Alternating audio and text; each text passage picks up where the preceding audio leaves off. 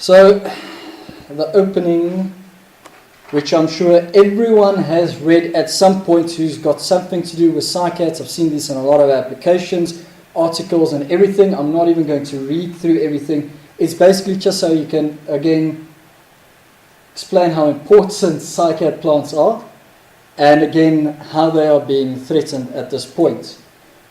Now, here, this is basically part of our own website saying that the biggest threat facing cycads is poaching plants from the wild.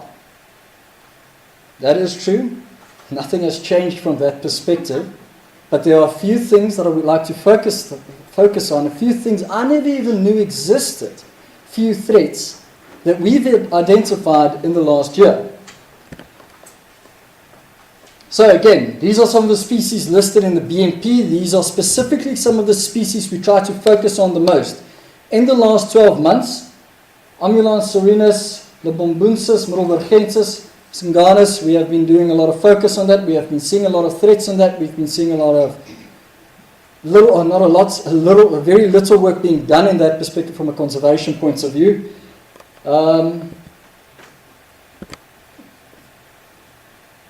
There we go.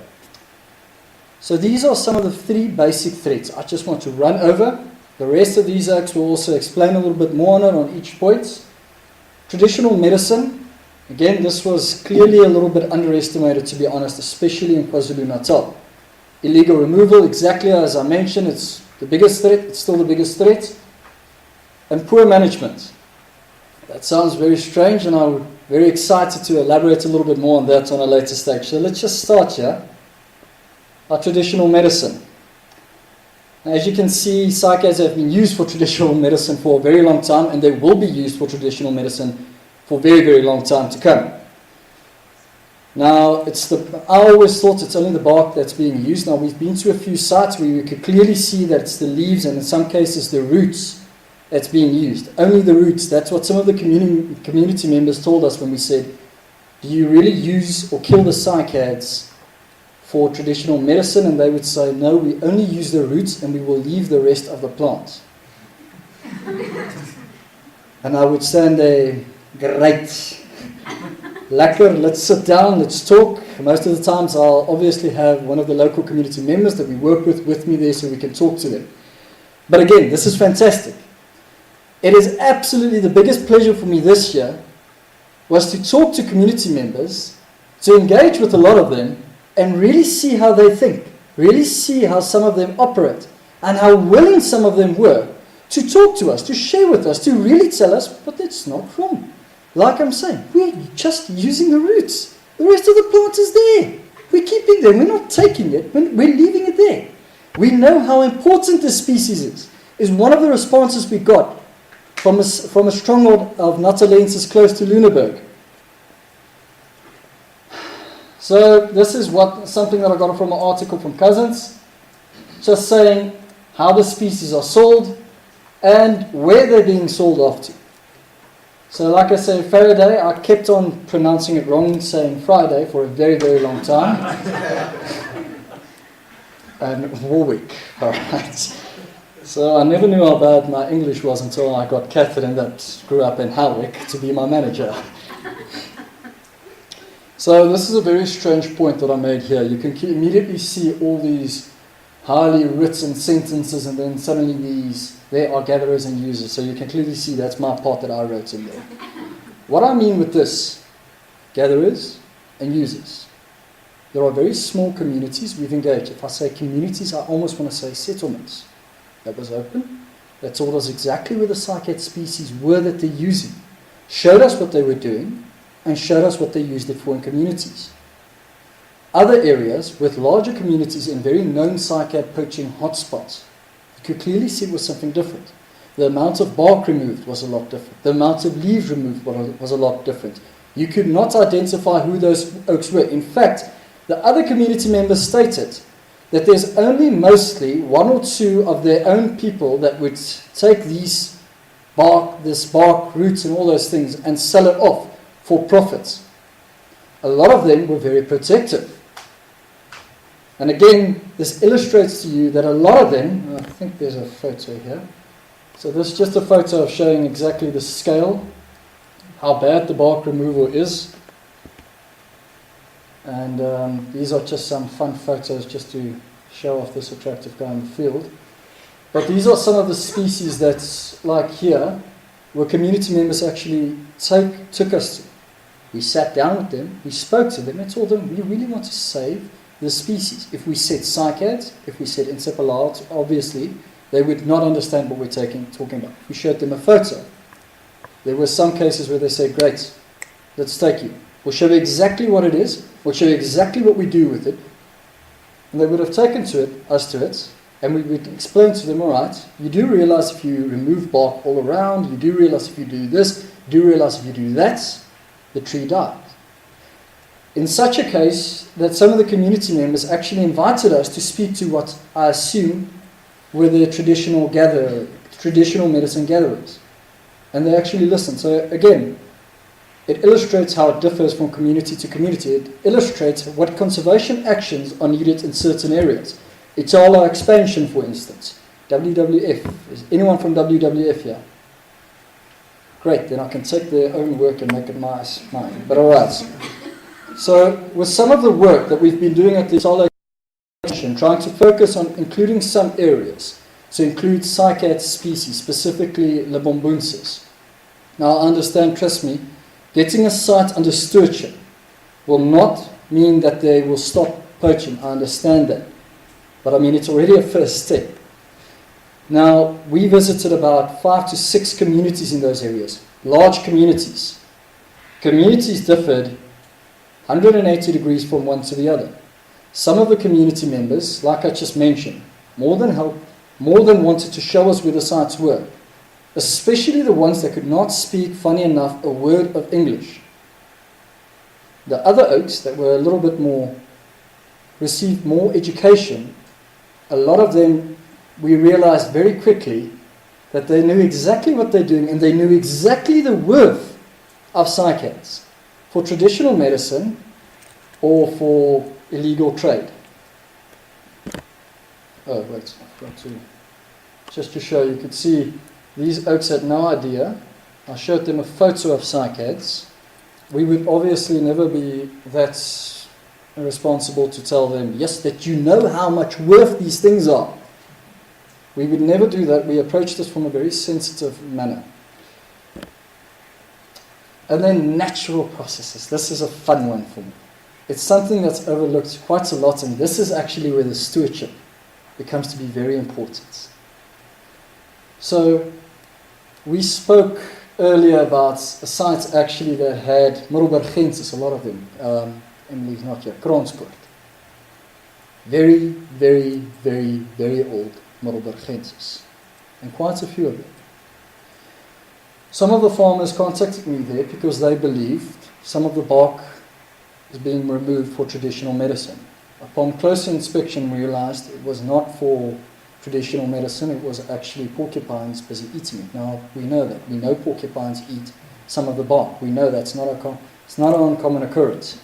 However, these boertjies in these areas stated that it's the first time ever that it's increased this much, and not just in Mpumalanga and Gauteng.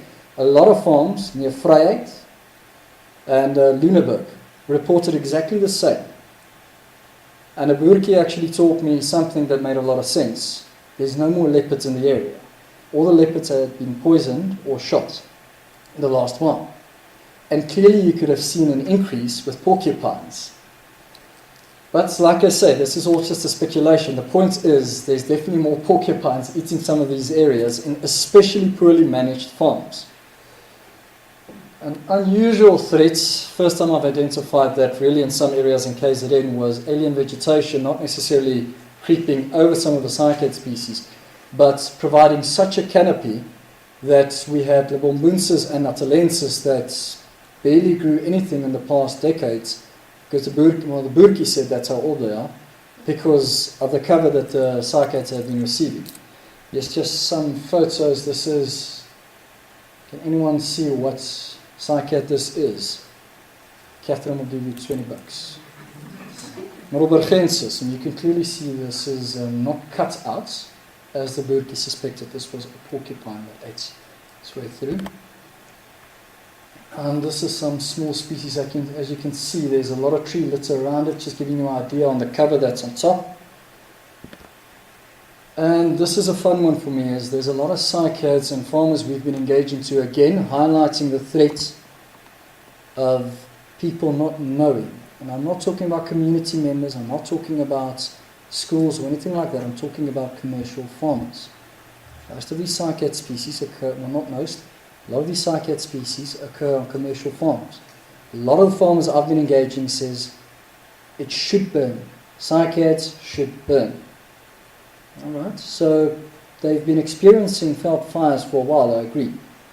But a lot of things have changed. A lot of these farms have been infested with a lot of alien vegetations, which those fires cause a lot of these species to completely die in, let's say, a runaway fire or any starter fire. Now you can see here, this bird here, I've got a very good relationship with him. We're also aiming on doing stewardship around that. Experiences a lot of runaway fires. And he actually started stacking rocks. I'm not sure if you guys can see that. After a few cycads on this side died, rather a lot of cycads, to be honest, died through runaway fires, and he's actually started doing that. We are focusing on farms such as his farm that's got quite a lot of the bombunsis in the further future for stewardship, to promote him and his neighbouring landowners. Not because they're burning and killing the cycads on purpose, because they're not really aware of what they're doing. As soon as we can have a management plan with them, things are going to run a lot smoother. And then, of course, the one that we all know about, it's the illegal removal for domestic and international trade. As mentioned, it's the biggest threat, and various permits are needed. Ashley Dorr, our environmental lawyer, she will obviously elaborate a lot more on this. I'm not going to talk a lot about it. The same with the illegal removal. Vessi vessels, I'm not going to call you up now, but he's also going to elaborate on a lot more on what's being done on this field and the threats that we're really facing. Funny enough, at last year's workshop, we even noted it. We are underestimating the amount of illegal poaching that's occurring and the syndicate that's already established. With the fact in mind that we're underestimating that, I can say from my view I underestimated how much I underestimate the fact of how these plants are being removed. Almost every site I've been to, whether it's in a private farm, a nature reserve or anything, has experienced some level of poaching. Vessi gave me some of these photos. He will explain a little bit more of it. You could clearly see some of these trees, exactly as I mentioned above, a lot of it that's recovered will eventually die anyways. Vessi, you will explain on these a little bit later. These are absolutely stunning photos that clearly show you the extent of how these plants are being poached. 5 minutes left, or I've only been talking too fast? 5 minutes. Alright, so the people that's been responsible for this is again very basic. Yet there's one section here I want to focus on a lot. We've been quite busy in the last 12 months with quite exciting work. I can clearly say a very rare statement of very exciting, depressing work.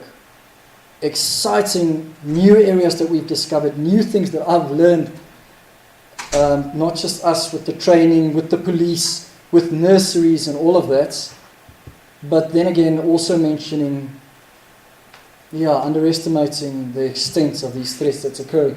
Just to say the type of people that's responsible for this, the greedy, obviously that's actually the first and only people most of us always think about. It's people that's taking it, that's what they want. A lot of these estates, we've been working, funny enough, with a lot of estates in Natal and in Gauteng, where people have contacted us saying, no, they know these cycads are illegal, they know these are wild cycads and all that thing. It's very interesting stories for a different day. A lot of them even spoke to me. They are very well aware of what they're doing. They are under the impression it's investment, which after reading a few articles and speaking to a few people, I don't think it really is. And they just want the biggest and best and most threatened cycads. Funny enough, with a lot of the estates, especially I was provided the opportunity to speak at one of the estates And one of the owners actually taught me exactly what species of cycads they have. Each of them part of the BMP. Very well aware, didn't have permits. That's another problem. I mean, you can ask anyone from those estates. They'll have the permits. That's not the problem. The problem is the permit really, how it was reached out. And then the opportunists, this is now the poachers, some of the community members, some of the VC, you spoke now about this. Hoertjie ook, that's been at KwaZulu-Natal, that's, yeah. Nurseries, we've been working with a nursery that we've been suspecting for a long time in Newcastle. Without a doubt now, knowing what they were selling were illegal.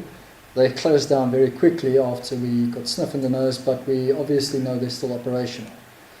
And then the naive, which is this part that I'm most exciting for me. It's the naive and innocent buyer. Most people you ask say they didn't know it's illegal, they didn't know it's bad, they didn't know it's an issue, and so on. Also illustrating the fact of creating more awareness on this side. Underestimating the fact of what awareness can do, that would be a mistake.